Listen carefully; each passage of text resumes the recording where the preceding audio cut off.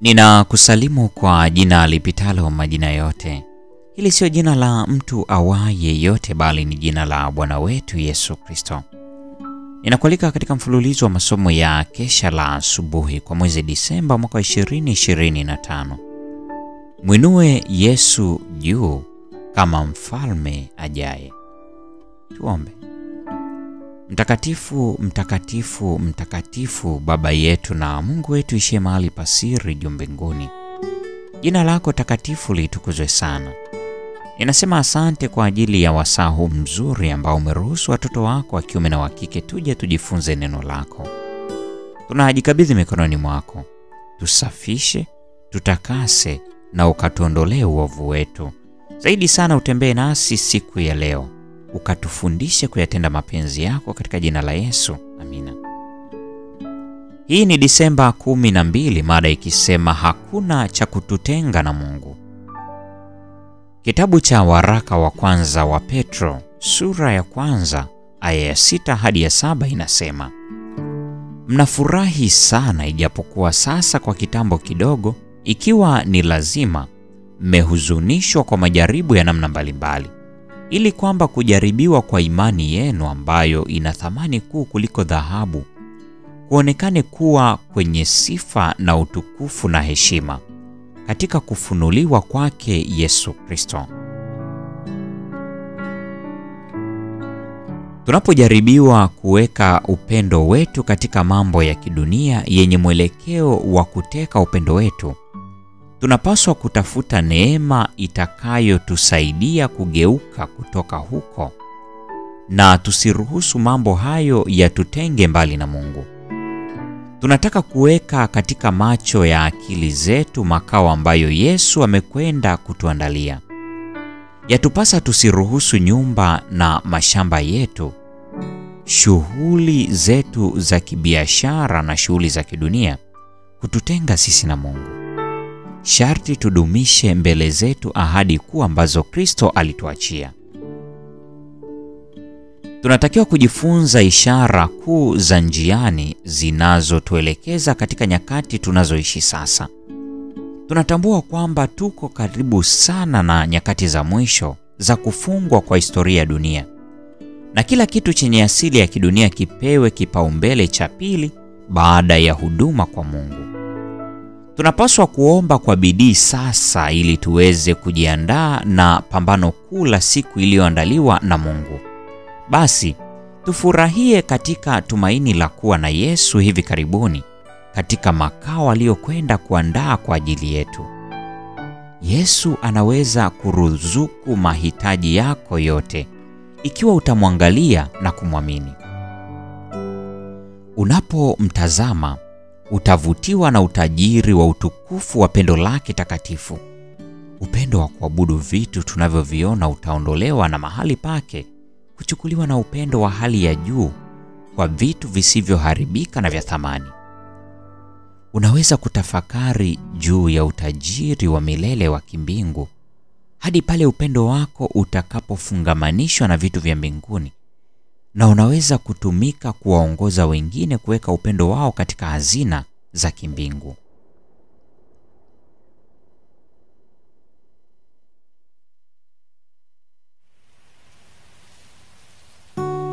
Unaweza kuwasaidia kuona kuwa fedha iliyotumiwa kwa matumizi yasiyo ya msingi ni hasara, yaani bure, na ni mbaya kuliko bure, kwani zingeweza kutumika kuwasilisha kweli kwa roho ambazo zinakaribia kupotea. Ikiwa mbadhilifu atakombolewa, itakuwa ni kwa sababu kulikuwa na kitu kilichowekwa mbele yake ambacho kitamwonyesha dhambi ya kuharibu mali ya Bwana wake. Bwana anahitaji watumishi wake wafanyie biashara bidhaa zile alizoziweka chini yao. Talanta alizowapa zinapaswa kuendelezwa kwa kuzitendea kazi. Fedha zilizowekwa mikononi mwao wanapaswa kuzipeleka kwa wabadilishao. Wale wanaothamini fedha ni wale wanaoona uwepo wake katika muktadha wa kupeleka ukweli kwa wale ambao hawajausikia, na kwa njia hii kuwaokoa kutoka katika nguvu za adui. Roho zinazokubali ukweli zitajikuta zikiondoa upendo kwa mambo ya kidunia. Huona ukuu wa utukufu wa mambo ya kimbingu na kupendezwa na ubora wa mambo yanayohusiana na uzima wa milele. Hufurahishwa na mambo yasiyoonekana na ya milele. Anapopoteza mshikamano wake na mambo ya kidunia, hukaza macho yake kwa kupendezwa na utukufu usioonekana wa mbinguni. Anagundua kwamba majaribu yake yanamletea utukufu mkuu na wa milele usio na kifani. Ukilinganisha na utajiri wake ambao angeupata, huhesabu kuwa si kitu, kwani ni wa kitambo tu. The Review and Herald, Juni 23 mwaka 1896. Leo ni Disemba 12, mada ikisema hakuna cha kututenga na Mungu. Na kwa nukta hiyo ndio tunakuwa tumefikia tamati ya tafakari ya somo hili la kesha la asubuhi siku ya leo. Neema ya Bwana wetu Yesu Kristo, pendo la Mungu na ushirika wa Roho Mtakatifu dumu kwa pamoja nasi sasa na hata milele.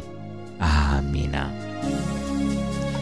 Salama katika mwamba imara, moyo katika mawimbi na shinda.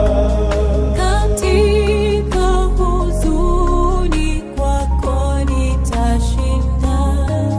Mwamba imara, tajificha kwako.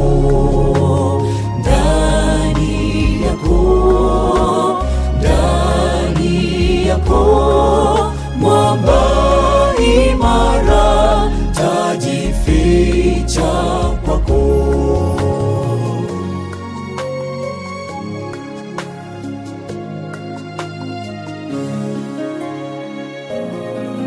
Wimbi la mawio saya upweke, majaribu yanaponi andama. Nikiambaisha pasi utulivu. Mwamba imara, tajificha kwako. Ndani yako, mwamba imara, tajificha kwako. Ndani yako, mwamba imara, tajificha kwako. Kila mara mwovu akinitisha, mafichoni hofu yote hutoweka.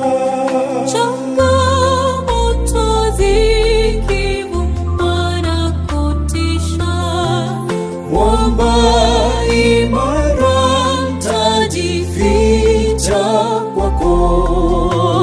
Ndani yako, mwamba imara, tajificha kwako. Ndani yako, mwamba imara, tajificha kwako. Ndani yako, mwamba imara, tajificha kwako.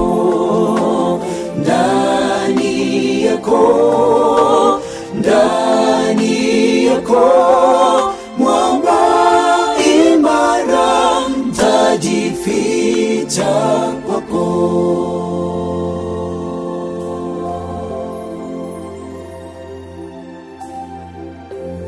kwako tu